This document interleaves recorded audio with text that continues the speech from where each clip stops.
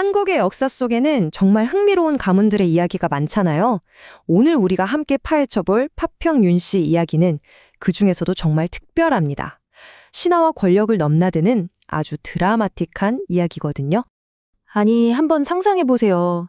1000년이 넘는 세월 동안 한 가문 전체가 특정 물고기를 입에도 대지 않는다니. 이게 얼마나 강력한 전통이냐면요. 최근에 한 TV 프로그램에서 실험을 했는데 유명 가수를 포함한 파평윤 씨 후손들이 한사코 맛보길 거부했을 정도였어요. 네, 그 물고기는 바로 잉어입니다. 근데 그 이유가 뭐 단순히 우리 입맛에 안 맞아 이런 게 아니라는 거죠. 이건 무려 1000년 전 가문이 처음 시작되던 그 신화적인 순간과 아주 깊이 관련이 있습니다.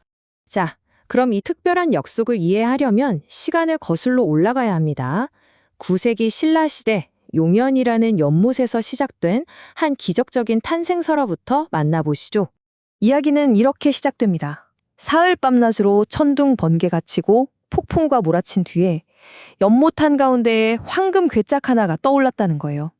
이걸 윤혼이라는 할머니가 발견했는데 그 안에 들어있던 존재가 바로 한 위대한 가문의 시작을 알리게 됩니다. 괴짝 안에는 갓난아이가 있었는데요. 이 아이 정말 범상치가 않았습니다.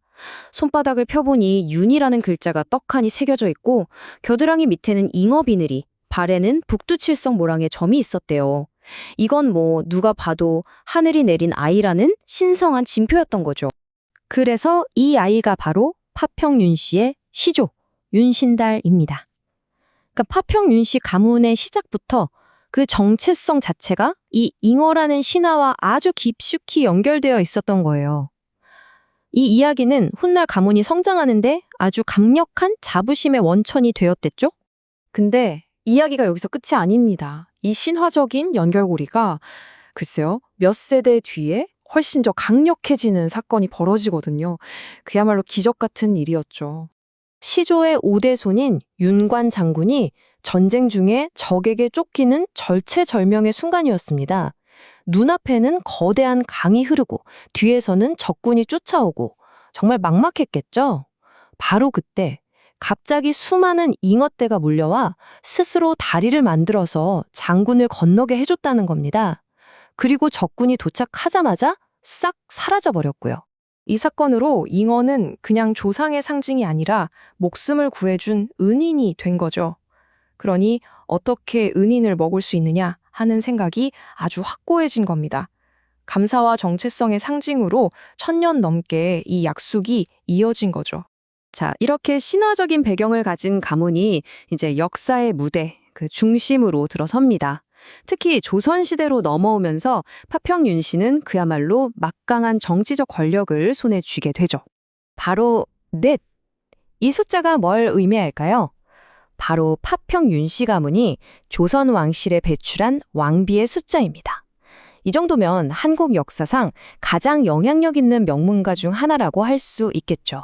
보시는 것처럼 세조의 비정의왕후부터 성종의 비정현왕후, 그리고 중종의 비가 된 장경왕후와 문정왕후까지 이렇게 수세기에 걸쳐서 왕실 권력의 가장 중심에 서게 되면서 당연하게도 피할 수 없는 궁중 암투의 한가운데에 놓이게 됩니다. 권력이 너무 커지면 내부에서 문제가 생기기 마련이죠. 이 갈등은 정말 흥미로운데요. 같은 가문, 다른 분파, 심지어 같은 왕의 부인이 된 두 왕비를 중심으로 벌어집니다. 흔히 대윤, 소윤의 갈등이라고 부르는데요. 쉽게 말해 큰 윤 씨와 작은 윤 씨 세력의 싸움이었던 거죠. 먼저 왕비가 된 장경왕후의 오빠 윤임 측이 대윤, 나중에 왕비가 된 문정왕후의 동생 윤원용 측이 소윤이었습니다. 각자 자기 쪽 왕자를 왕으로 만들려고 치열하게 싸웠고 이 정치 싸움이 결국 가문의 한 축을 몰락으로 이끌었습니다. 자, 이렇게 신화와 권력의 정점을 오갔던 파평윤 씨. 그들의 유산은 오늘날 우리에게 어떤 의미를 가질까요? 그 이야기는 지금도 계속되고 있습니다. 잉어를 먹지 않는다는 것. 이게 그냥 옛날 이야기가 아니라 지금도 수백만 명의 후손들을 그들의 뿌리와 연결해주는 말 그대로 살아있는 역사인 셈이죠. 정말 강력한 정체성의 상징 아니겠어요? 잉어 이야기만 있는 게 아니에요. 또 다른 재미있는 전통이 있는데요. 파평윤 씨 분들은 보통 선지를 쇠피라고 부른다고 해요.